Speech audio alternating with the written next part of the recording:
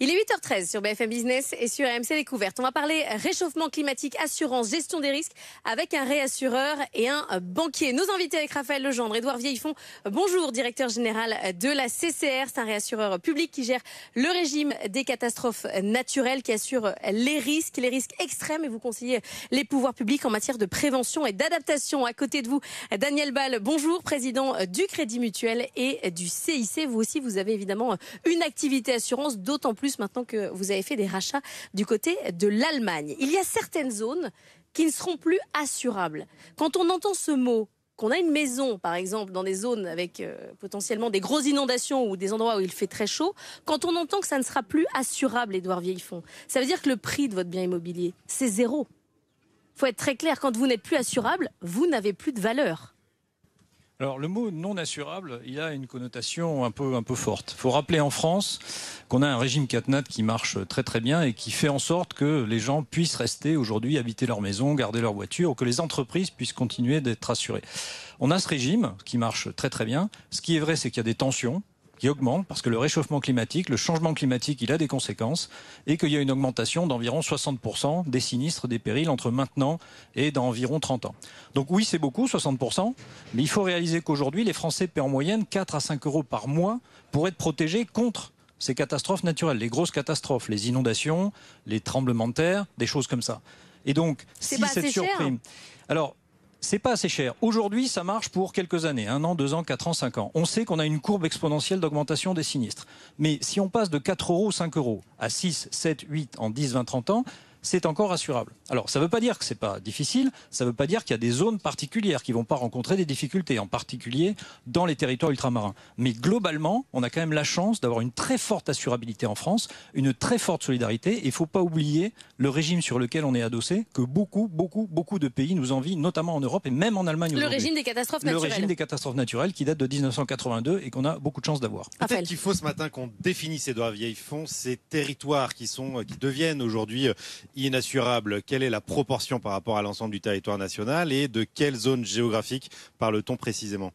Alors, il faut une carte. Pour ça, qu'est-ce qu'il faut faire ? C'est une carte des périls, des aléas qui existent en France. Aujourd'hui, vous avez des plans de prévention de risques d'inondation, de risques divers, qui existent mais qui ne couvrent pas tout le territoire national.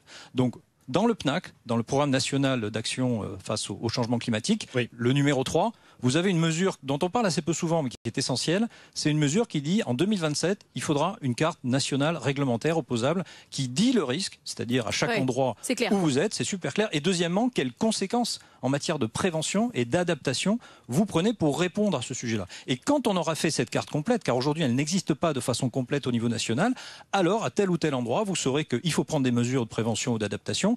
Et dans de très rares endroits, effectivement, très très rares, érosion du trait de côte, zones trop inondables, certaines zones montagneuses, c'est vrai que là l'adaptation, ça ne sera pas de rester avec des digues, avec des travaux, ça sera de partir, ça sera de se désengager progressivement. Mais d'abord, la carte, dire le risque et en tirer les conséquences. Daniel Ball, est-ce que vous attendez cette carte où il y a déjà des zones, clairement, que vous n'assurez plus aujourd'hui ou qui seraient à un tel prix que de toute façon, ça n'est pas possible ? Non, pour l'instant, aux assurances du Crédit Mutuel, il n'est pas question de ne plus assurer. On continue à assurer, on continue à mutualiser, parce que c'est quand même une des choses importantes en matière d'assurance.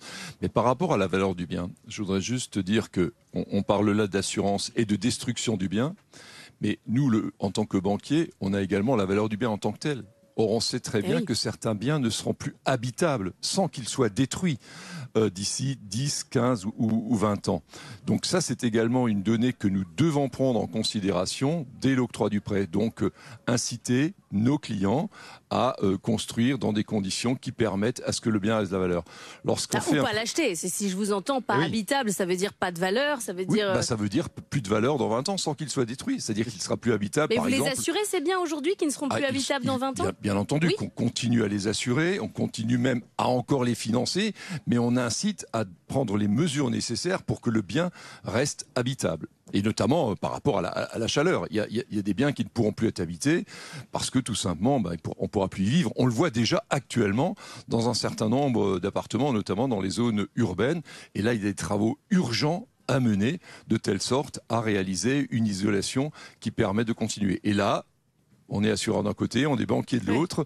Et là, en tant que banquier, on doit intervenir pour financer les travaux à de bonnes conditions. Mais ça veut dire que du fait du changement climatique, un jour peut-être vous vous préparez à dire à des clients non, je ne vous ferai pas ce prêt, ce financement, car ce bien-là est appelé à disparaître. On dira pas non. C'est quand même un changement majeur. On dira pas non. On dira on le financera, mais voilà ce qu'on vous propose de telle sorte à ce que votre bien garde de la valeur. Je reviens sur la question de la mutualisation des risques, parce que c'est ça aujourd'hui le modèle évidemment de l'assurance. Ces zones ultra minoritaires dont vous avez parlé, Édouard Vieillefond, il ne faut pas qu'elles prennent toute la mutualisation des risques. C'est-à-dire qu'à un moment donné, on pourrait avoir 70% des dommages traités sur des toutes petites zones, sur 0,5% du territoire. C'est-à-dire que des petites zones font exploser le système. On n'a pas d'autre choix que de les sortir en fait. Oui, tout à fait. Il y a ces rares endroits, c'est très très clair. On arrive à, si vous voulez, l'inassurabilité ou le terme inassurable qu'on entend partout, en fait, il y a deux notions. La première, c'est inassurable par le marché privé tout seul. Et donc ça veut dire quoi? Ça veut dire qu'il faut une aide de l'État, en l'occurrence une garantie de l'État, et puis CCR est le pivot du régime pour réassurer tout ça et pour que ça fonctionne. Mais ça, c'est une première frontière d'inassurabilité. On aide, on fournit une garantie, c'est une aide des pouvoirs publics pour que ça fonctionne. Mais le marché est là, les assureurs continuent d'assurer. On les solvabilise en quelque sorte. En revanche, il y a une deuxième frontière ensuite d'inassurabilité qui est, alors là, c'est plus assurable du tout. Et comme vous le savez, en assurance, ce qui compte, c'est l'aléa. Quand il n'y a pas d'aléa, il n'y a pas d'assurance. Ensuite, ça marche. Et quand il y a plus d'aléas du tout, parce que c'est une certitude, ça n'est pas possible de rester. Donc ce sont des zones effectivement très rares, mais c'est impossible en assurance de faire fonctionner un régime ou quelques systèmes d'assurance et de mutualisation, quel que soit. Il y a une limite, je dirais, à la mutualisation. Et quand vous avez une toute petite partie, comme vous venez de le dire, qui fait l'essentiel des dommages, c'est l'endroit où de toute façon, même quand on fait des calculs socio-économiques, c'est-à-dire quand on essaie de savoir si ça vaut le coup pour les gens de rester, on voit très bien que l'argent public qui est dépensé, ou même l'argent privé, serait vraiment complètement inutile, ça devient trop par rapport aux bénéfices sociaux. Et ça met en péril l'ensemble, d'où les idées de cartes et d'avoir des cartes qui un jour, mais là encore c'est une carte étatique avec des conséquences, et encore une fois c'est peut-être 0,5%, c'est peut-être 0,3%, mais il faudra être courageux. Ce que je dis souvent, c'est pour rester presque partout, il ne faut pas rester totalement partout en fait. Les collectivités locales sont assez alertes sur ce type de sujet aujourd'hui ou pas? Les collectivités locales, vous avez vu les débats très récents et le reclore de l'assurabilité. Donc ce qui s'est passé très bien à travers ce reclore, c'est qu'un certain nombre de mesures ont été prises et qui sont extrêmement intéressantes. Alors ce qu'il faut savoir, c'est que les collectivités locales, dans leur immense majorité, aujourd'hui restent assurables. Et qu'on parle de quelques centaines de communes qui ont une éventuelle difficulté d'assurabilité. Deuxièmement, il y a un vrai sujet quand même pour eux. Alors il y a un vrai sujet, mais il faut dire une chose en introduction, c'est que c'est pas forcément, et souvent c'est pas à cause des catastrophes naturelles. Aujourd'hui, on a plusieurs risques que les communes doivent prendre en compte. Il y a du risque naturel, mais il y a du risque anthropique, autrement dit des mouvements sociaux, des choses comme ça. Il y a d'autres risques de responsabilité civile, par exemple des élus, et c'est souvent le cumul. Donc on ne peut pas mettre sur le dos des catastrophes naturelles, des événements naturels, l'intégralité de cette éventuelle difficulté. Mais il est vrai que ça arrive. Alors le débat est extrêmement intéressant. Pour l'assurabilité des collectivités locales, moi je pense que suite aux rapports qui sont sortis récemment, il y en a eu 2 ou 3, il y a 2 mesures essentielles. D'abord, il faut un redressement technique du marché qui a été déficitaire pendant des années. Ça veut dire augmenter les prix. Ça veut dire, et c'est en cours, et malheureusement ce rééquilibrage a lieu cette année et il n'y a pas le choix. Daniel, vous acquiescez à côté, il faut augmenter le prix de l'assurance, on n'a pas le choix en fait. C'est le même sujet, qu'il s'agisse des collectivités ou d'une manière générale, lorsqu'on a une augmentation de la sinistralité, forcément ça se traduit dans les prix. C'est toujours le rapport entre le sinistre et la prime que l'assureur doit gérer. Et c'est pour cette raison, et ce qui vient d'être dit là est très important, que plus on mutualise, mieux ça permet de ne pas augmenter trop massivement les prix. C'est la question que j'allais vous poser, c'est-à-dire qu'on peut aller soit vers une personnalisation aussi des primes d'assurance, et donc on va vers là où c'est le moins risqué, soit on garde ce modèle de mutualisation. Là, je comprends que vous êtes plutôt pour la seconde option, Daniel. Mais clairement, je veux dire, aujourd'hui, on peut très bien viser une cible du maire général sur l'ensemble des risques, y compris, par exemple, pour nous qui sommes banque assureur, sur l'assurance emprunteur, de cibler seulement un type de clientèle. On peut à ce moment-là faire des conditions extrêmement intéressantes pour cela, parce que, comme cela a été dit, l'aléa commence à être très faible. Donc on peut effectivement avoir des primes très faibles.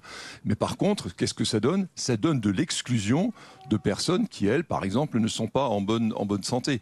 Or, dans notre démarche, et notamment sur ce sujet, nous avons fait exactement l'inverse, puisque notamment nous avons supprimé le questionnaire de santé pour l'octroi de prêts jusqu'à 500 000 € par personne, et dans de prêts immobiliers. Il y avait un deuxième point dans votre explication. Oui, le deuxième point, c'est comment les collectivités locales peuvent passer leurs appels d'offres, peuvent contractualiser avec les assureurs. Le problème qu'on a aujourd'hui, c'est qu'on a un code des marchés publics qui est très complexe et que l'interprétation qui en est faite à travers un guide qui est en train d'être révisé, il faut l'améliorer de telle façon que d'abord les collectivités locales connaissent le risque, et c'est pas toujours facile pour les plus petites d'entre elles, qu'ensuite elles puissent l'exploiter et que dans la discussion avec les assureurs puissent venir sur le terrain, c'est un peu des visites de risque comme il arrive pour les usines ou les commerces ou autres, pour vérifier que d'abord les mesures qui doivent être prises de prévention sont prises, et ensuite quand un assureur connaît le risque, quand il peut dire je souhaite telle ou telle mesure de prévention, en général son tarif s'adapte et plutôt à la baisse. Ça fait une grosse responsabilité, il nous reste 10 secondes, mais Daniel Ball, quand vous avez ces discussions avec les clients, que ce soit les collectivités locales ou les particuliers, il y a une dimension émotionnelle très forte. C'est-à-dire que là, quand même,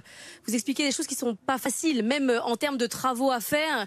Oui, mais c'est vraiment notre responsabilité. Le banquier, encore plus que l'assureur, parce qu'il a une relation vraiment régulière avec le client, doit être à ses côtés pour lui dire, voilà, tu as intérêt, vous avez intérêt à réduire votre risque, vous avez intérêt à améliorer la qualité de votre bien.